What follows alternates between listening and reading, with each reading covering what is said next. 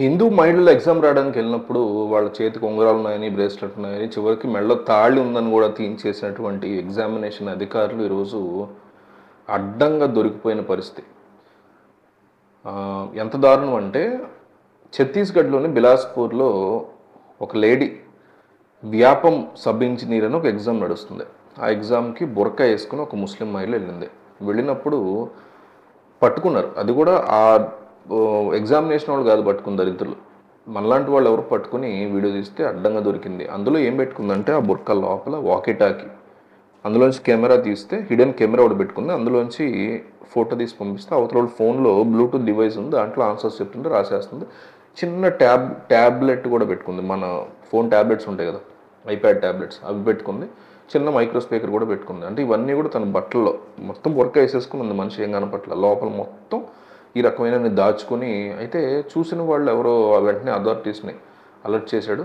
ఇట్లా బుర్కాలు వేసుకొని చీట్ చేసేవాళ్ళు ఇది ఒకటే కాదు, రకరకాల ఎగ్జామ్స్లో అండర్ గార్మెంట్స్లో దాచేసుకోవడం, మైక్రో స్పీకర్లు యూజ్ చేసుకుని ఎగ్జామ్ వల్ల దొరికిపోవడం, ఇంత దారుణంగా వాళ్ళు తయారయ్యారు అనమాట.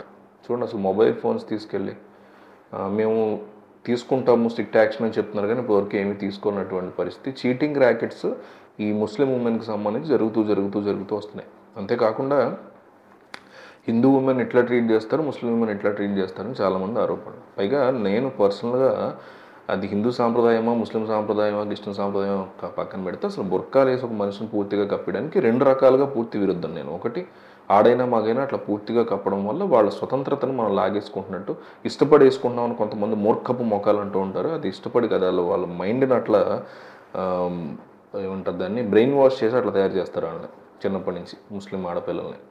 ఒకటి. రెండోది ఏంటంటే అట్లా వేసుకున్నప్పుడు లోపల ఉన్నవాడు మగ ఆడ, వాడు ఏం చేస్తున్నాడు, వాడని బాంబు క్యారీ చేస్తున్నాడు.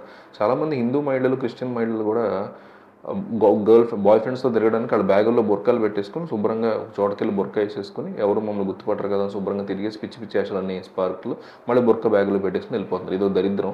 సరే, ఇది సమాజానికి పర్సనల్ వ్యవహారం, సమాజానికి ఏం చేయడు కాదు కాబట్టి. రెండోది ఏంటంటే ఇట్లా లోపల బాంబులు పెట్టుకున్నారా, కత్తులు కట్టాలు పెట్టుకున్నారా, వాటిని ఉపయోగించి మర్డర్లు చేస్తున్నారు అనేది కూడా తెలియదు. కాబట్టి ఈ రకమైనటువంటి సంస్కృతి ఏ మతంలో ఉన్నా, ఇదే బుర్కా హిందూయిజంలో ఉన్నా ఇట్లా మారుతానే, క్రిస్టియానిటీలో ఉన్నా ఇట్లాగే మారుతా, ఇస్లాంలో ఉంది కాబట్టి ఇట్లాగే మారుతా, ఎందులో ఉన్నా సరే సోషల్ సెక్యూరిటీని, సేఫ్టీని డేంజరస్లో పడేసేటువంటి థింగ్.